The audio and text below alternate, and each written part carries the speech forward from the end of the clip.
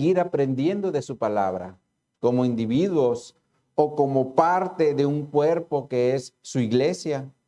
Por eso es importante no dejar de congregarnos para poner en práctica al menos estos dos principios. En primer lugar, exaltar y glorificar a nuestro Señor Jesucristo. Y en segundo lugar, seguir aprendiendo de su palabra con la finalidad de poner por obra lo aprendido. ¿Cuántos dicen amén? Bueno, pues como ya adoramos y exaltamos a nuestro Señor Jesucristo, pasemos ahora a la exposición de la palabra de Dios para ser edificados, pero también para ser retados a la obediencia a través de la epístola a los hebreos, donde el Señor, en los primeros 4 versículos del capítulo 13 que iniciamos la semana pasada, nos ha estado presentando asuntos prácticos de nuestro cristianismo, los cuales demandan obediencia de la iglesia. Y estos 4 puntos que miramos fue en primer lugar el amor fraternal, el cual debe ser una de las distinciones del cuerpo de Cristo ante un mundo indiferente. En segundo lugar, vimos la hospitalidad para que pueda ser de bendición o podamos ser de bendición a aquellos que nos visitan, o de igual forma nosotros ser bendecidos cuando somos hospedados por otro, no hospitalizados, hospedados, ¿verdad? También vimos el no olvidarnos de nuestros hermanos en Cristo que están pasando por algún tipo de sufrimiento, sea de cárcel o por algún maltrato al manifestar su fe en Jesús. Y de igual forma, el punto número 4 que miramos fue honrar nuestro matrimonio para no estar bajo el juicio de Dios, como es el caso de los fornicarios y de los adúlteros. Estas fueron las 4 instrucciones que miramos la semana pasada, las cuales están relacionadas con nuestro prójimo. Porque en lo individual nunca vamos a poder experimentar el amor fraternal, la hospitalidad, el sufrimiento de un hermano o honrar el matrimonio, el cual Dios estableció en su palabra entre un hombre y una mujer. Y menciono esto porque hoy en día hay quienes se casan con un árbol, con una almohada y hasta con un animal, lo cual va totalmente en contra de lo que el Señor establece en su palabra. Y eso es importante entenderlo para no ir en contra de lo que el Señor estableció en su palabra. Estos prácticamente fueron los 4 puntos que miramos la semana pasada en relación a nuestro prójimo. Y el día de hoy vamos a continuar analizando nuestras responsabilidades en Cristo, pero ahora lo haremos bajo la soberanía de Dios. Porque la realidad es, mis hermanos, que si Dios no está con nosotros manifestando su protección y su ayuda, será imposible permanecer en la carrera de la fe y de igual forma salir o seguir adelante en las aflicciones que vamos a estar experimentando al ir muriendo al yo, para ahora sí glorificar a Dios. Porque la verdadera lucha espiritual, mis hermanos, es en nuestro ser interior, derivado a que el viejo hombre quiere seguir gobernando. Y también quiere seguir viviendo sus delitos y pecados. Por ese motivo lo tenemos que inhabilitar. Sin embargo, para lograrlo, necesitamos la ayuda de Dios a través del Espíritu Santo para que opere desde nuestro ser interior y de esa forma podamos ganar la batalla. Entonces, teniendo esto en mente, que estamos bajo la soberanía de Dios, es decir, bajo su protección y ayuda, el día de hoy veremos otras 4 responsabilidades que tenemos en Cristo. Estas son, en primer lugar, hacia la avaricia. En segundo lugar, hacia lo que nos pueden hacer los hombres porque no debemos de temer. En tercer lugar, hacia los pastores. Y en cuarto lugar, hacia la doctrina para que no seamos engañados. Entonces, bajo estos 4 puntos vamos a analizar nuestro texto base, así que les invito a abrir su Biblia en Hebreos capítulo 13 para que leamos los versículos 5 al 9.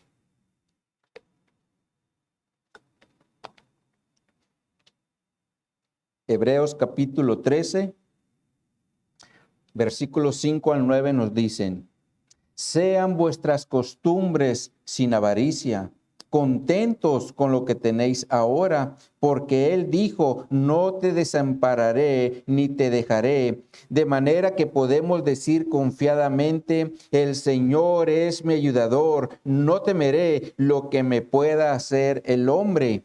Acordaos de vuestros pastores que os hablan la palabra de Dios. Considerad cuál haya sido el resultado de su conducta e imitad su fe. Jesucristo es el mismo ayer y hoy y por los siglos. No os dejéis llevar de doctrinas diversas y extrañas. Pues buena cosa es afirmar el corazón con la gracia, no con viandas que nunca aprovecharon a los que se han ocupado en ellas. Volvemos a orar. Acompáñenme a orar. Oh bendito Dios, estamos nuevamente aquí delante de ti, Señor, para exponer tu palabra.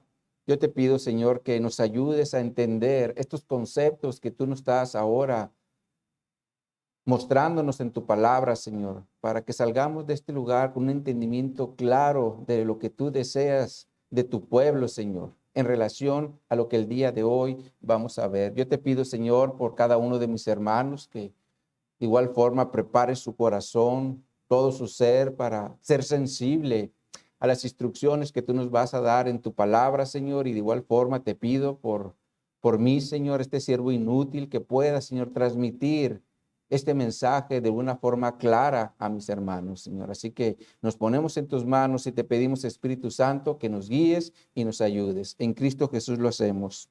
Amén. Se cuenta que en cierta ocasión una mujer pobre le demandó a su sultán en Turquía una indemnización por la pérdida que había tenido de sus bienes. Y estando esta mujer ante el sultán le pregunta, ¿cómo los perdiste? Y la mujer le responde, me dormí y los ladrones vinieron y me robaron. Ahora el sultán le vuelve a preguntar, ¿por qué te dormiste? Y la mujer le responde, me dormí porque creí que tú estabas despierto. Esta respuesta le agradó al sultán porque estaba demostrando su confianza ante su gobierno, motivo por el cual dio la orden de que se le pagase todo lo que ella había perdido. Ahora se imaginan, mis hermanos, tener un gobierno así, pero no en el sentido de que nos reintegren todo lo que nos robaron, sino más bien en el sentido de tener un gobierno que no se duerme porque está siempre al pendiente de cada uno de sus ciudadanos con la intención de que los amantes a lo ajenos pues no les roben, ¿verdad? Cuidándolos, protegiéndonos, estando al pendiente de ellos. Definitivamente ese sería un gobierno ideal, ¿o no lo creen? Sin embargo, obviamente en lo terrenal esto es muy difícil, casi imposible.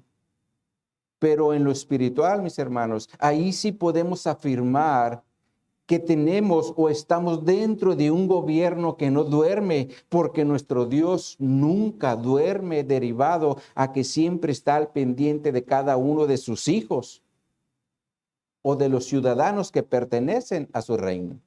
Veamos cómo lo expresa el Salmo 121. Vayan en su Biblia y ese Salmo. Salmo 121.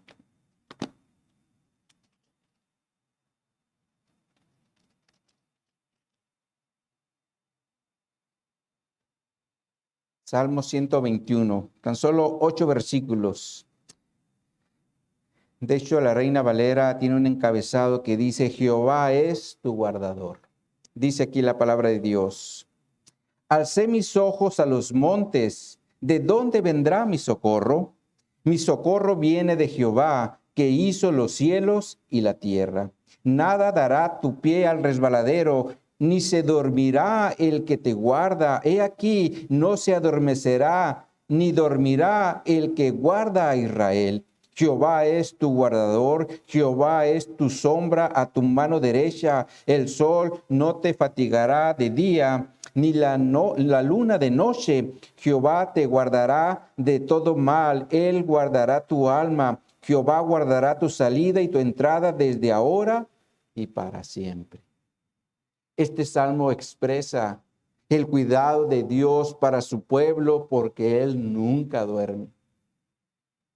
¿Se dan cuenta, mis hermanos, la gran bendición que tenemos como parte de la iglesia de Cristo porque tenemos un Dios que nunca duerme? ¿Cuánto le dan gracias a Dios por eso?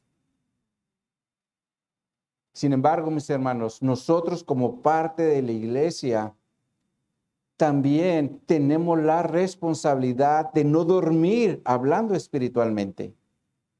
Porque si una persona está dormida en el área espiritual, la realidad es que nunca va a crecer. Porque será como un carro que está en un lodazal, patinando, patinando, patinando, patinando y no avanza, porque está atascado. Y el pecado, mis hermanos, es así como un lodo, que siempre va a estar allí para que no avancemos hablando espiritualmente. Por eso debemos estar siempre despiertos para recibir la instrucción de Dios en su palabra, porque Dios quiere que sus hijos crezcan espiritualmente. Y nuestra responsabilidad es que al recibir su palabra la pongamos por obra, perdón. Recibimos su palabra y hay que ponerla por obra, porque ¿de qué sirve, mis hermanos? Recibir la instrucción de poner por obra el amor fraternal, la hospitalidad, el cuidado de nuestros hermanos sufrientes o el honrar el matrimonio si nunca ponemos por obra la instrucción. La realidad, mis hermanos, es que si no lo hacemos, no vamos a crecer y seguiremos atascados en el lodo. Y el Señor no quiere eso para su iglesia, ni para ninguno de sus hijos. Entonces, teniendo en mente la responsabilidad que nosotros tenemos en Cristo de poner por obra lo que Él nos está instruyendo, analicemos el versículo 5 del texto base, regresemos ahí. Hebreos 13:5 nos dice: sean vuestras costumbres sin avaricia, contentos con lo que tenéis ahora, porque Él dijo, no te desampararé ni te dejaré.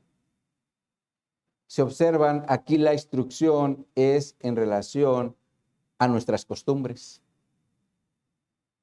Y aquí la palabra costumbres se refiere a nuestra forma de actuar o comportamiento que tenemos en el día a día. Como por ejemplo, hay personas que todas las mañanas antes de iniciar su jornada laboral se toman un café. Y si llegan al trabajo y no hay café, pues llegan con su café, ¿verdad? Porque es importante tomarnos un café porque es algo que ya tenemos como costumbre o hábito. Nos tomamos un café. Y de hecho, cuando invitamos a una persona a la casa, también le decimos, vamos, te invito a un café, ¿verdad? Porque la mayoría tiene la costumbre o el hábito de tomar café en sus reuniones. Ahora, sé que muchos a lo mejor no toman café por cuestiones de salud, pero la realidad es que la mayoría sí lo hace. ¿Cuántos son cafeteros aquí? Recuerdo que en una ocasión un pastor me comentó que lo invitaron a la casa a uno de sus congregantes. Y cuando llegó ahí, no había café. Entonces el pastor le dice, ¿no saben ustedes que sin café es imposible agradar a Dios? ¿Verdad? Obviamente lo hizo de vacilada, ¿verdad? Pero la realidad es que por lo regular se toma café en las reuniones. Pero el punto es que son costumbres o hábitos que nosotros tenemos. Sin embargo, el Señor aquí nos está dando un mandato en relación a nuestras costumbres o a nuestros hábitos. Y esto es cuando dice que nuestras costumbres, nos dice, sean vuestras costumbres sin avaricia. Ahora todos sabemos que la avaricia es el amor excesivo al dinero. Y en relación a esto, mis hermanos, la Biblia nos da muchos ejemplos de hombres que fueron avariciosos y por lo tanto permitieron el soborno en sus vidas. Veamos un ejemplo con los hijos de Samuel en 1 Samuel 1. Es más, se los vamos a poner en la pantalla. 1 Samuel capítulo 8.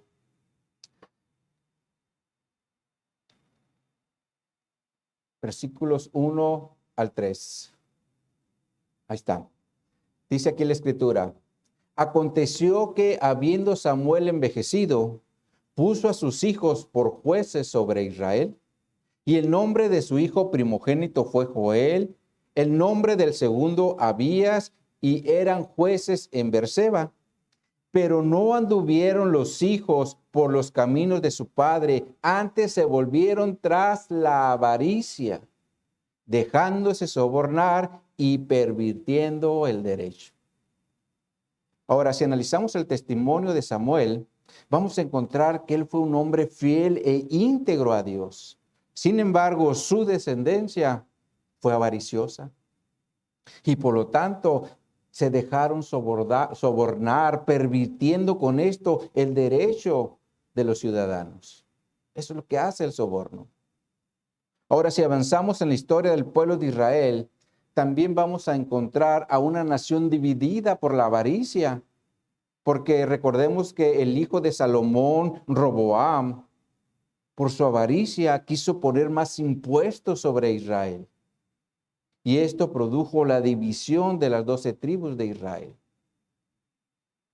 Ahora, en el tiempo más adelante, el profeta Jeremías, el pueblo de Judá, que estaba constituido por las 2 tribus del sur, Judá y Benjamín, ahí también vamos a encontrar que el pueblo estaba totalmente pervertido, también por la avaricia. Y lo tremendo de esto es que también sus sacerdotes y profetas eran engañadores. Les vamos a poner en la pantalla la escritura de Jeremías 6, versículos 11 al 13, para que veamos en qué contexto está aquí el profeta Jeremías hablando, perdón.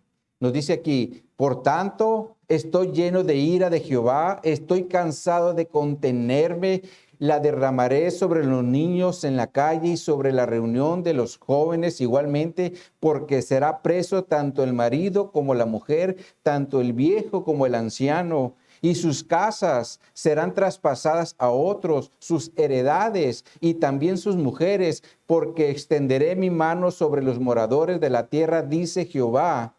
Y observen lo que dice el verso 13, porque desde el más chico de ellos hasta el más grande, cada uno sigue la avaricia. Y desde el profeta hasta el sacerdote, todos son engañadores. Qué tremendo lo que dice aquí la escritura, ¿verdad, mis hermanos?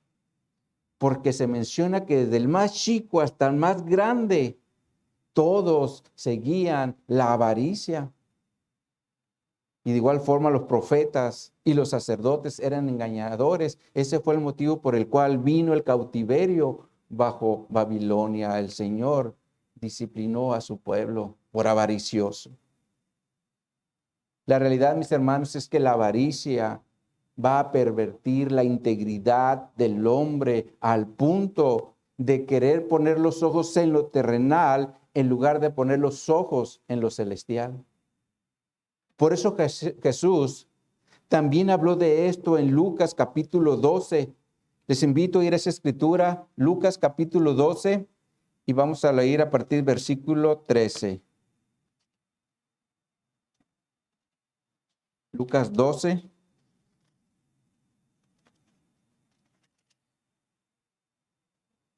Y vamos a leer a partir del versículo 13, donde habla de el rico insensato.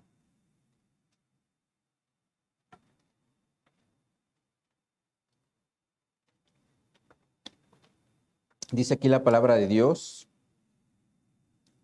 Le dijo uno de la multitud, está hablando con Jesús: Maestro, di a mi hermano que aparta conmigo la herencia. Mas él dijo: Hombre, ¿quién me ha puesto sobre vosotros como juez o partidor? Y les dijo: Mirad y guardaos de toda, ¿qué dice? Avaricia, porque la vida del hombre no consiste en la abundancia de los bienes que posee. También le refirió una parábola diciendo, la heredad de un hombre rico había producido mucho. Y él pensaba dentro de sí diciendo, ¿qué haré? Porque no tengo dónde guardar mis frutos. Y dijo, esto haré, derribaré mis graneros y los edificaré mayores, y allí guardaré todos mis frutos y mis bienes.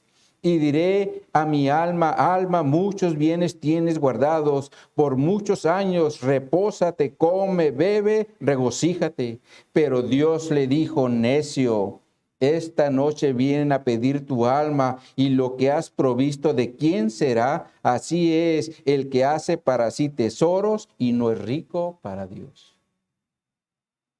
Esta escritura nos enseña cómo la avaricia pervierte el corazón del hombre, porque en lugar de buscar hacer tesoros en el cielo, los hace en la tierra donde todo perece. Ahora, no es que Dios esté en contra de las riquezas, eso es importante aclararlo, porque cuando Dios ha querido enriquecer a un hombre, lo ha hecho. Tenemos los ejemplos de Abraham, de Job, de David y de Salomón, solo por mencionar algunos. Sin embargo, mis hermanos, si analizamos el corazón de estos hombres, nos vamos a dar cuenta que la avaricia no era algo que los dominaba. Lo cual nos da a entender que si nuestro corazón no está inclinado a la avaricia, Dios puede darnos incluso riquezas si a Él le place. Sin embargo, la realidad es que las necesidades económicas siempre van a estar presentes mientras que estemos en esta vida. Porque a final de cuentas, todo se desgasta. Como por ejemplo, imaginemos que vamos a un mall y llenamos nuestro closet de ropa, ¿no? Todo lo que nos vamos a poner allí, lo que quepa ahí en el closet. Sin embargo, después de 5 años y después de tantas lavadas, si tenemos nada más esa ropa, tarde que temprano vamos a tener que reemplazarlas, ¿verdad? Porque se van desgastando. Aunque las mujeres dicen cada 15 días, ¿no? Ya ocupo nuevas, ¿verdad? Pero la realidad es que todo se desgasta. Y es lo mismo si compramos un carro nuevo, porque al pasar los años tendremos que cambiarlo, sobre todo si ya llega un momento en que no sale del taller. Lo arreglamos y a los 15 días al taller lo arreglamos, ¿verdad? Porque todo se va desgastando. O incluso si compramos una nueva casa, a los 2 o 3 años ya vamos a necesitar pintarla o sustituir algunos muebles, porque todo, absolutamente todo se va deteriorando con el pasar de los años y necesitamos sustituirlo. Sin embargo, otra realidad es que no siempre tendremos el recurso para hacer esos cambios. Y aquí es donde debe de entrar el contentamiento, como se menciona en la segunda parte del versículo 5 del texto base. Regresemos ahí.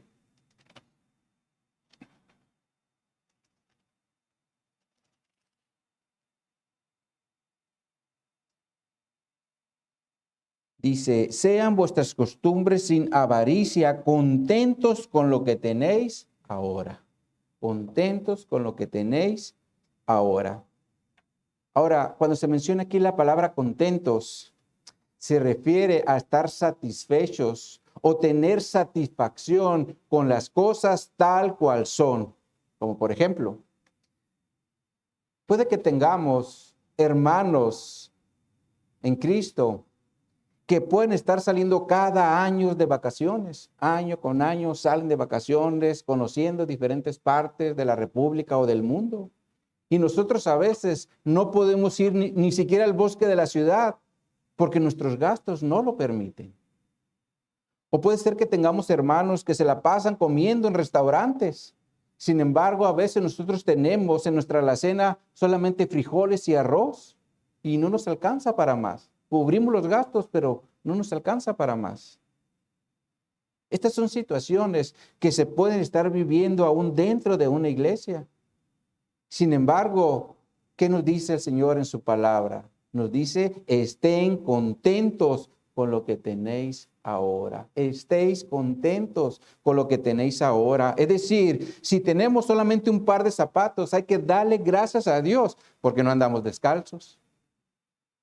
O si tenemos una casa que le falta pintura y también los muebles son viejos. Démosle gracias al Señor porque no estamos en la calle y sin techo.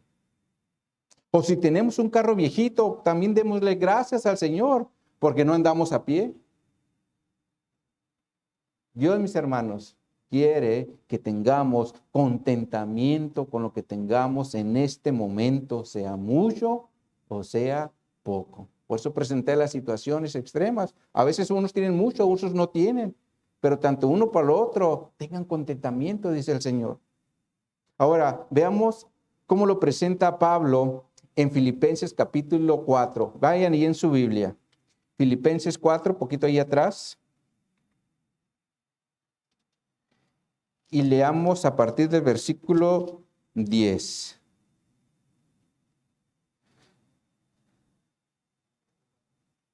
Filipenses 4 y vamos a leer del 10 al 13 solamente.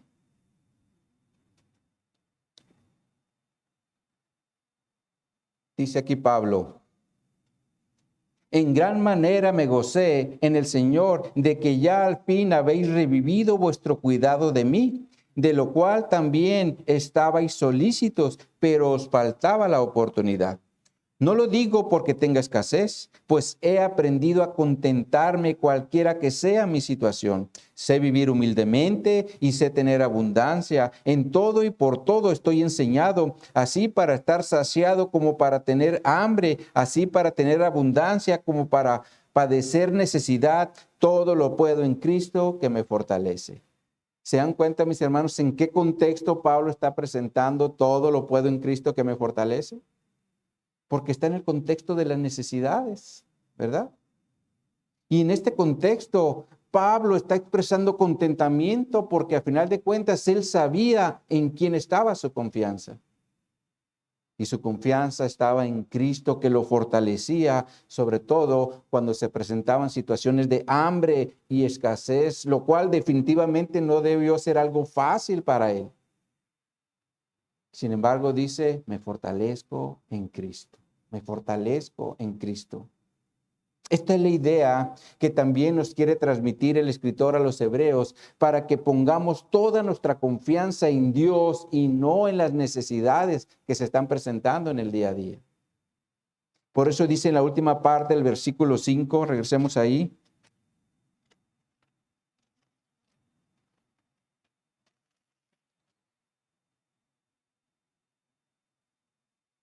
Dice, sean vuestras costumbres sin avaricia, contentos con lo que tenéis ahora, porque Él dijo, no te desampararé ni te dejaré. Ahora, cuando aquí el Señor está diciendo, no te desampararé ni te dejaré, se refiere a que no nos va a abandonar ni dejar atrás, como cuando alguien se va de vacaciones y se lleva a todos, a nadie deja. Eso es lo que nos está diciendo el Señor. Y de la misma forma, Él nos dice que no nos va a dejar o nos va a abandonar, porque Dios siempre está al pendiente de cada uno de sus hijos para darle exactamente lo que necesitan.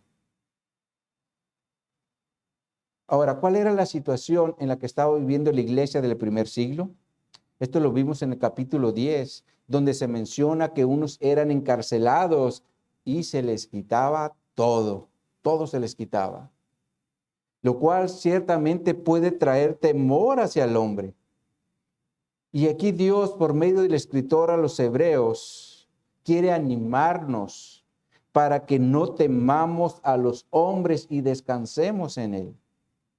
De esto nos habla el versículo 6 del texto base, cuando nos dice, de manera que podemos decir confiadamente, el Señor es mi ayudador, no temeré lo que me pueda hacer el hombre. Aquí el escritor a los hebreos está citando el Salmo 118, versículo 6, donde nos dice, Jehová está conmigo, no temeré lo que me pueda hacer el hombre.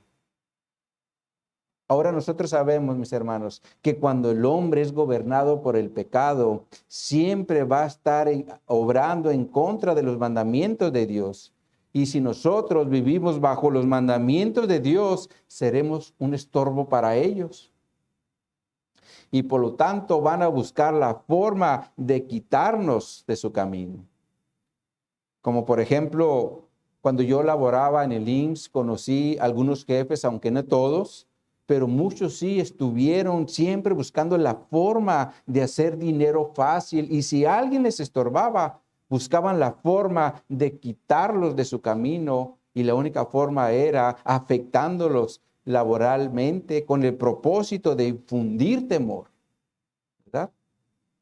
Porque el temor, mis hermanos, es una de las herramientas que ellos buscan o usan para lograr sus propósitos a través del temor. Sin embargo, como cristianos, mis hermanos, nunca debemos de temer a los que nos pueda hacer los hombres, sobre todo si nos están pidiendo que hagamos cosas en contra de los mandamientos de Dios. Ahora, en mi caso laboral, como lo he mencionado varias veces, me costó 3 veces mi puesto de confianza por no hacer lo ilícito que ellos me estaban pidiendo. Definitivamente, mis hermanos, ser obedientes a los mandamientos de Dios nos va a traer sufrimientos, pero Dios siempre va a estar ahí para ayudarnos y fortalecernos en los momentos difíciles. Porque si nos ponemos a analizar la historia de la iglesia, vamos a encontrar que hubo hermanos que de hecho les costó la vida ser obediente a los mandamientos de Dios, como fue el caso de los primeros mártires. Sin embargo, aún así, aunque le estaban quitando la vida, ellos siempre estuvieron puesta su confianza en Dios, porque Dios es nuestro ayudador, como se menciona en el versículo 6 del texto base que leímos. El Señor es mi ayudador, no temeré lo que me puedan hacer los hombres. Ahora, algo que es importante aquí mencionar es que cuando se menciona la palabra ayudador, se presenta en el sentido de alguien que está a un lado de nosotros, como si fuera un ayudante. Y obviamente esto es para que logremos nuestro propósito, es alguien que nos está ayudando. Y aquí el propósito es de que no temamos al hombre por lo que él nos pueda hacer, sea maltrato, sea castigo, incluso la muerte.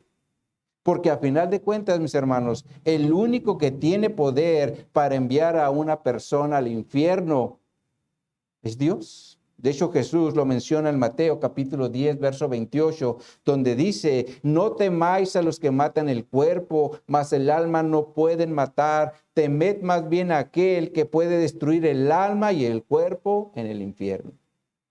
Así que, mis hermanos, no temamos a que los hombres o a lo que los hombres nos quieran hacer, porque a final de cuentas ellos no pueden hacer nada contra nuestra alma, la cual es eterna, ¿verdad? Entonces, como cristianos, no temamos a lo que nos puedan hacer los hombres y de igual forma tengamos cuidado de no caer en la avaricia para no pervertir nuestra integridad, como lo hicieron muchos en el pueblo de Israel. Mejor vivamos un cristianismo con contentamiento y confiando siempre en el Señor, porque Él siempre está a nuestro lado para ayudarnos a seguir adelante en la carrera de la fe hasta que estemos en su presencia. ¿Cuántos quieren terminar la carrera con Jesús? Amén.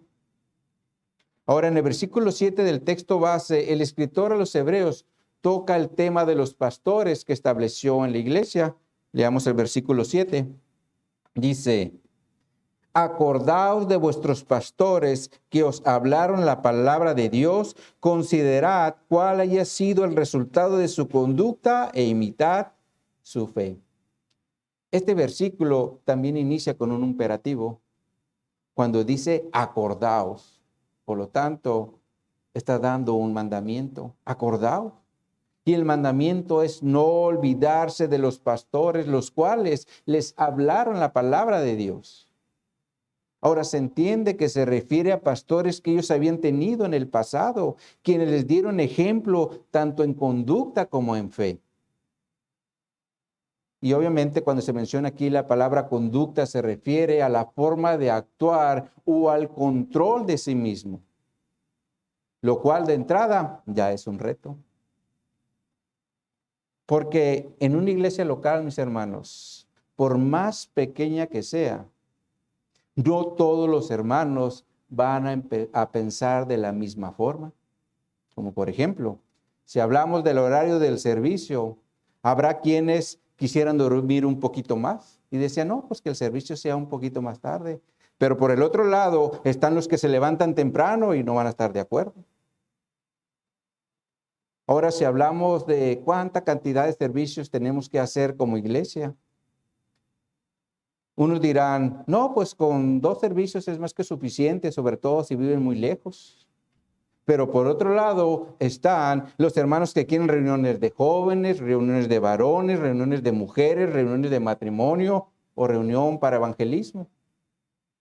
Estos son solo 2 ejemplos de muchos que hay en la forma de pensar de los miembros de una iglesia local.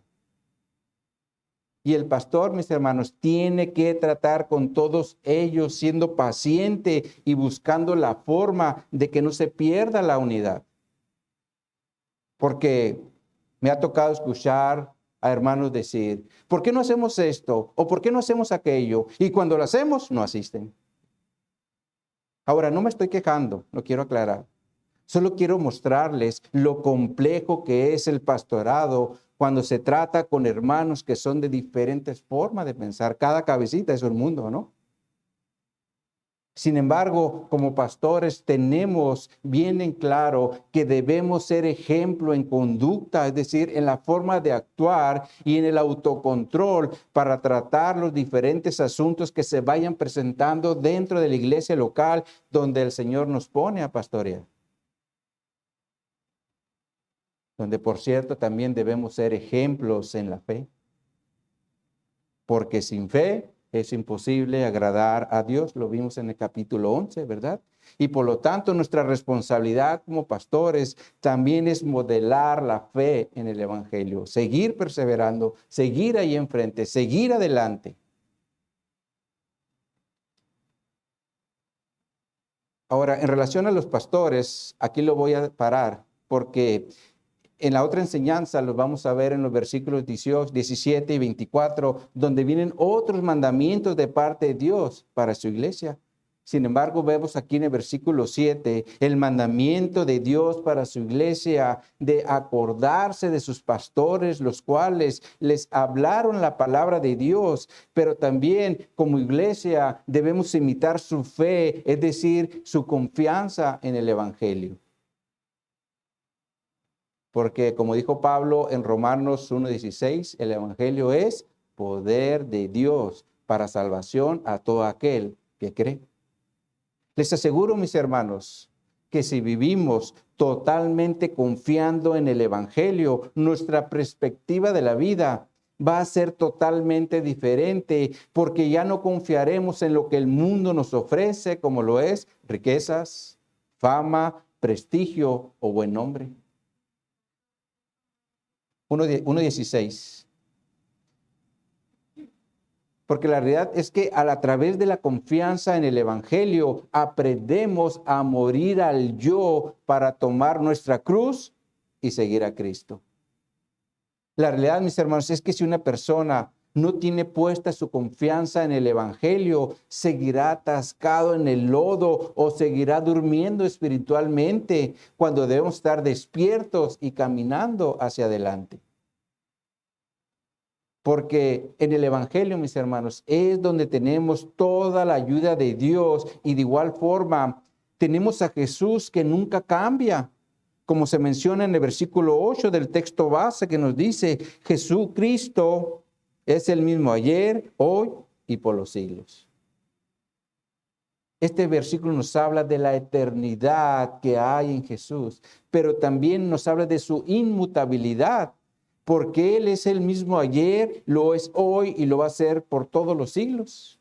Y por lo tanto, si Jesús dice que nos va a dar vida eterna por medio del Evangelio, podemos estar plenamente confiados y seguros de que Jesús va a cumplir sus promesas porque Él no cambia. Y gracias al Señor por eso. Así que mis hermanos, yo les invito a seguir adelante confiando en Jesús y en su Evangelio, pero también tomando los buenos ejemplos de los pastores que el Señor ha levantado en su iglesia, los cuales nos han predicado su palabra y nos han dejado ejemplo de conducta y de fe. Porque si fueron pastores de sana doctrina, debieron mostrarnos el camino verdadero dentro del Evangelio para no caer en falsas doctrinas, como se menciona en el versículo 9 del texto base, que nos dice: no os dejéis llevar de doctrinas diversas y extrañas, porque buena cosa es afirmar el corazón con la gracia, no con viandas que no aprovecharon a los que se han ocupado en ellas. Aquí el escritor a los Hebreos toca un lenguaje muy, pero muy del contexto judío, porque en la ley Dios había establecido restricciones en ciertos alimentos. Veamos rápidamente esto. Vayan allá a Deuteronomio, en el capítulo 14.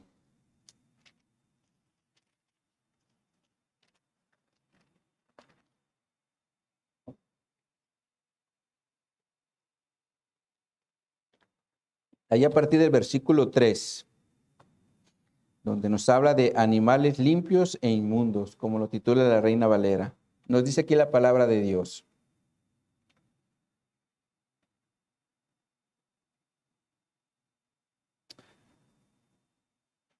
Nada abominable comerás. Estos son los animales que podéis comer: el buey, la oveja, la cabra, el ciervo, la gacela, el corzo, la cabra montés, el ibice, el antíope, el carnero montés. Y todo animal de pezuñas que tiene hendidura de 2 uñas y rumie, entre los animales esos podéis comer. Entonces aquí está hablando de los animales que tienen partida su pezuña y rumian. Esto significa que el alimento lo vuelven a traer del estómago para volverlo a masticar. Eso es rumiar el alimento. Ok. Versículo 7. Pero estos no comeréis entre los que rumian o entre los que tienen pezuña hendida, camello, liebre y conejo, porque rumian, mas no tienen pezuña hendida, serán inmundos. Ni cerdo, porque tiene pezuña hendida, mas no rumia, o será inmundo. De carne de estos no comeréis, ni tocaréis sus cuerpos muertos. De todo lo que está en el agua, de esto podéis comer, todo lo que tiene aleta y escama. Mas todo lo que no tiene aleta y escama no comeréis, inmunda será. Toda ave limpia podréis comer.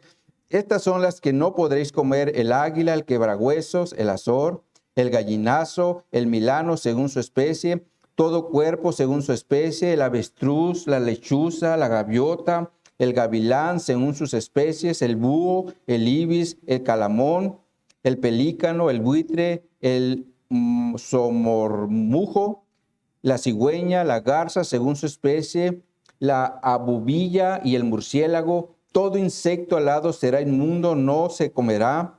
Toda ave limpia podéis comer, ninguna cosa mortecida comeréis. El extranjero que está en tus poblaciones la darás, y él podrá comerla o venderla a un extranjero. Porque tú eres pueblo santo a Jehová tu Dios. No cocerás el cabrito en la leche de su madre. Si observan en esta escritura, nos muestra una gran lista de animales que estaban prohibidos para el pueblo de Israel porque eran considerados como inmundos, pero obviamente también se mencionan los que sí podían comer. Ahora, ¿por qué es importante mencionar esto? Porque los judíos convertidos a Cristo en el primer siglo, ellos vivían en ese contexto. Y a través de los alimentos, los judaizantes o incluso los padres los podían o podrían tratar de condenarlos, porque era algo que prohibía la ley. Oye, ¿cómo estás comiendo eso si lo prohíbe la ley? Oye, ¿cómo estás haciendo esto si lo prohíbe la ley? Sin embargo, sabemos que en Cristo ya no hay tal condenación, sobre todo en los alimentos. Es como si el día de hoy alguien se convierte a Cristo y deja de practicar las enseñanzas que aprendió en sus padres o con sus padres, como por ejemplo en Semana Santa. Hay familias que acostumbran a no comer carne, a hacer mandas, es decir, de rodillas de un lugar a otro, o hacer ofrendas económicas a un santo. Estas pueden ser prácticas que una persona hacía junto con sus padres antes de convertirse a Cristo. Y como ahora ya no lo practica, este puede traer grandes problemas con sus padres, porque para ellos esto sigue siendo algo importante porque así fueron enseñados. Ahora, algo muy parecido debió haber estado pasando en el primer siglo con los hebreos convertidos a Cristo. Por eso dice en el versículo 9 del texto base, regresemos ahí.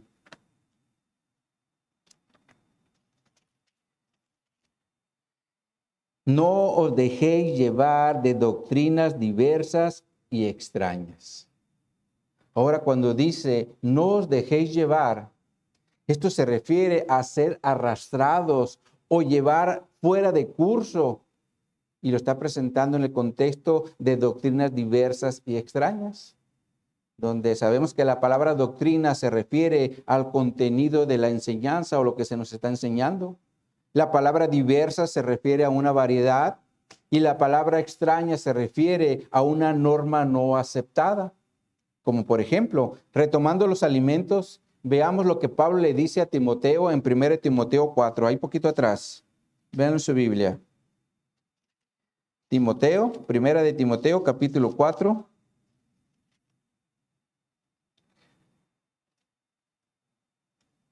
En los primeros 5 versículos.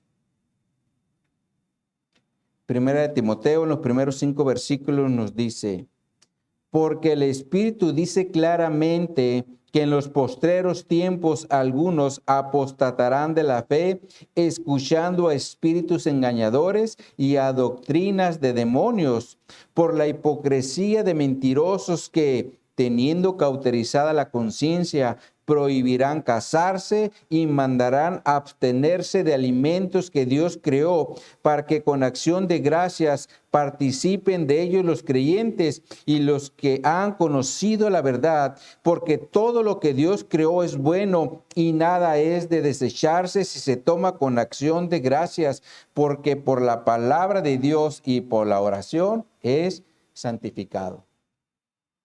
¿Se dan cuenta cómo en el tiempo de la gracia los alimentos ya no son restringidos para Dios?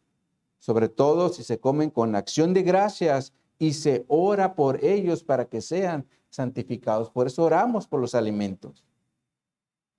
Así que mis hermanos, si nos ponen enfrente unas carnitas recién hechas, oremos, demos de gracias al Señor y a entrarle, ¿verdad? Claro, si no les hace daño, ¿verdad? Porque a lo mejor algunos sí tienen problemas de salud y le han dado muy duro, entonces hay que tener cuidado con eso, ¿verdad? Pero el punto es que en Cristo ya no hay condenación en relación a los alimentos. Ahora, cuando Pablo estaba hablando de los alimentos en el contexto de los sacrificios a los ídolos, él le dice a los corintios lo siguiente, en 1 Corintios 8:8, dice: si bien la vianda, o sea, el alimento, no nos hace aceptos ante Dios, pues si ni porque comamos seremos más, ni porque no comamos seremos menos. Entonces es claro que ahora, en el tiempo de la gracia, ya no hay restricción en cuanto a los alimentos como lo era en el Antiguo Testamento, donde, por cierto, también se tenían que guardar ciertos días y ciertas fiestas, los cuales tampoco aplican en el Nuevo Testamento, como Pablo dice en Colosenses 2:16, donde nos dice: por tanto, nadie os juzgue en comida o en bebida, o en cuanto a días de fiesta, luna nueva o días de reposo. Ahora un poco más adelante nos dicen Colosenses 2:20, pues si habéis muerto con Cristo en cuanto a los rudimientos del mundo, porque como si vivieses en el mundo, os sometéis a preceptos tales como no manejes, ni gustes, ni aun toques, en conformidad a mandamientos y doctrinas de hombres, cosas que todas se destruyen con el uso. Ahora, mis hermanos, si hubo algo con lo que estuvieron luchando los primeros cristianos, fue con los mandamientos y las doctrinas de hombres, mismas que el día de hoy se siguen presentando.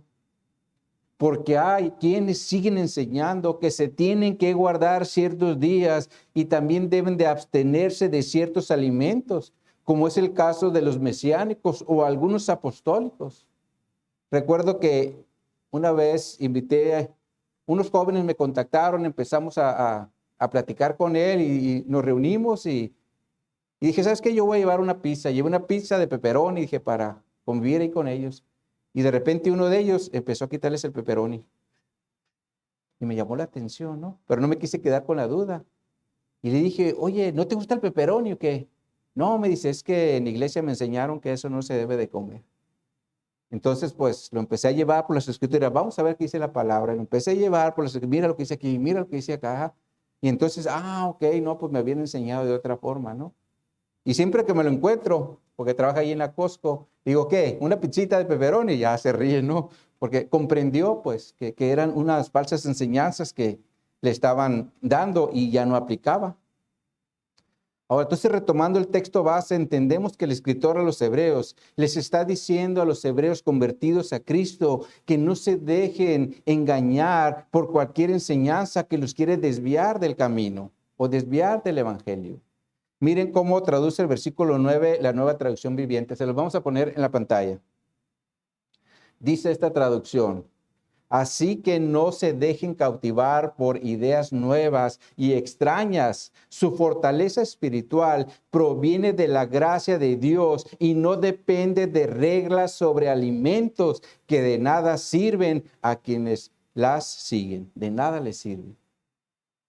Ahora, ciertamente aquí las doctrinas diversas y extrañas se presentan bajo el contexto de los alimentos, los cuales ya no aplican en el tiempo de la gracia. Por eso la Reina Valera dice, no con viandas que nunca aprovecharon a los que se han ocupado de ellas. Ahora, mis hermanos, hablando de las doctrinas diversas y extrañas, las cuales pueden desviar a un cristiano del camino, encontré algo interesante en una página llamada Unidos contra la Apostasía, donde se mencionan al menos 6 doctrinas, las cuales contradicen la palabra de Dios y son doctrinas que se practican en muchas iglesias de nuestros días. Estas son, se las presento. Presentaron 6. La primera es la doctrina de la prosperidad, enseñanza enfocada en el dinero, la codicia y la prosperidad económica. Pues esta es muy conocida, ¿verdad? Ahora, en segundo lugar, se menciona la doctrina de la comodidad, enseñanza enfocada en realizar actividades dentro de la congregación, pero sin salir de las 4 paredes. Es decir, a evangelizar, a visitar enfermos, a atender viudas, a atender necesitados. ¿Les suena conocida esta doctrina? Nada más lo que se haga aquí en la iglesia. En tercer lugar, presentan la doctrina del servilismo, enseñanza enfocada en realizar un sinfín de tareas domésticas dentro de la congregación, por medio de las cuales la oveja de Cristo alcanzará la salvación y el cielo, sin necesidad de vivir una vida en santidad, en arrepentimiento, en amor a Dios y en amor al prójimo. Definitivamente es una doctrina de obras. Hay que hacer esto, hay que hacer aquello, hay que hacer aquello. En cuarto lugar está la doctrina de nicolaísmo, enseñanza en la cual solamente los pastores tienen la autoridad absoluta. Pueden escuchar la voz de Dios, no dan cuentas a nadie, deben estar al tanto de todo lo que sucede en las familias de la congregación, deciden en qué área debe servir una oveja y nadie tiene derecho a preguntar ni a escudriñar y tampoco cuestionar lo que diga el pastor. Definitivamente es una doctrina de autoritarismo pastoral, ¿verdad? Nada más lo que diga el pastor. En quinto lugar está la doctrina de los eunucos, enseñanza por medio de la cual los varones son despojados de su autoridad como cabeza en el hogar, de su derecho a elegir y a decidir, por lo cual solamente hacen lo que otros le digan. Aquí nomás vas a hacer lo que se te diga. Y en sexto lugar, presentan la enseñanza o la doctrina de Jezabel. enseñanza por medio de la cual por debajo de la mesa en muchos casos las esposas de los pastores son las que dirigen las congregaciones, teniendo como resultado matriarcado congregacional, matriarcado familiar, enfoques a actividades sociales, actividades con música pagana dentro de la congregación, falta de sujeción al marido y en algunos casos falsas profecías. Cuando leí esta información, me hizo reflexionar cómo este tipo de enseñanzas se continúan practicando en muchas iglesias de nuestros días, lo cual definitivamente van totalmente en contra de la palabra de Dios. Y cuando esto pasa, obviamente los falsos maestros salen a la luz con sus enseñanzas antibíblicas.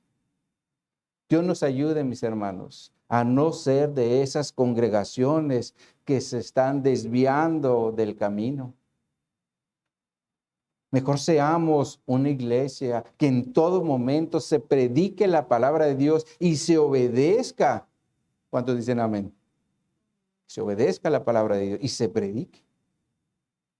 Entonces, como conclusión a los 4 puntos que vimos el día de hoy, salgamos de este lugar teniendo presente estas 4 responsabilidades. En primer lugar, vivamos sin avaricia, es decir, sin que el dinero sea el que nos controle y gobierne para que no nos desviemos del camino. Mejor vivamos contentos con lo que el Señor nos ha dado el día de hoy, sea mucho o sea poco. Por eso es importante tener contentamiento. En segundo lugar, aprendamos a vivir bajo la soberanía de Dios, no temiendo a lo que el hombre nos pueda hacer, porque a final de cuentas vivimos bajo la ayuda y protección de Dios para poder hacer su voluntad. Él es el que nos va a guiar, Él es el que nos va a dirigir. En tercer lugar, nunca nos olvidemos de los pastores que el Señor ha puesto delante de nosotros para que nos prediquen su palabra y nos den ejemplo de conducta, de fe, para que los imitemos. Y en cuarto lugar, tengamos cuidado de no ir por un camino equivocado, siguiendo doctrinas diversas y extrañas de hombres que no glorifican a Dios porque a final de cuentas son falsos engañadores. Así que mis hermanos, como iglesia, aprendamos o seamos una iglesia responsable, donde siempre se predique la palabra de Dios, es decir, sin quitarle o añadirle. Pero también que en todo momento seamos esa iglesia que escucha la palabra de Dios, sus mandamientos, y luego lo pone por obra. Amén, mis hermanos. Eso es bien importante. Bueno, pues vamos a orar. Pues mi Dios, queremos darte gracias, Señor, por tu palabra, donde, como lo vimos el día de hoy, nos instruye, Señor, a que no nos vayamos a desviar por el camino de la avaricia, que mejor aprendamos a vivir vidas con contentamiento, Señor, sabiendo que tú tienes el control de todo, sabiendo que tú conoces nuestras necesidades, pero también sabiendo que tú las suples conforme tú ves que necesitamos, Señor. Te damos gracias porque como también lo vimos el día de hoy, tú no duermes, Señor, siempre estás al pendiente de cada uno de nosotros, por lo cual te lo agradecemos, Señor, porque sabemos que no estamos desprotegidos, siempre estás allí para ayudarnos. Cuando se están presentando situaciones difíciles por ser obediente a tus mandamientos, tú estás allí fortaleciéndonos, ayudándonos y podamos decir como Pablo, todo lo puedo en Cristo que me fortalece, porque tú estás ahí, Señor, a nuestro lado, ayudándonos para seguir adelante en cualquier situación que se nos vaya presentando. Oh, mi Dios, ayúdanos a hacer esa iglesia que no se desvía ni a izquierda ni a derecha, sino que busca siempre tu voluntad, busca tu camino, Señor, para no ser movido a las falsas doctrinas, Señor, como las que comentamos el día de hoy, donde tu nombre no es glorificado porque se hacen las cosas en contra de tu voluntad. Así que mi Dios, ayúdanos, Señor, ayúdanos a ser esa iglesia que te honra, a esa iglesia que te obedece y a esa iglesia que busca siempre tu voluntad. En Cristo Jesús lo hacemos. Amén y amén. Pues muy bien.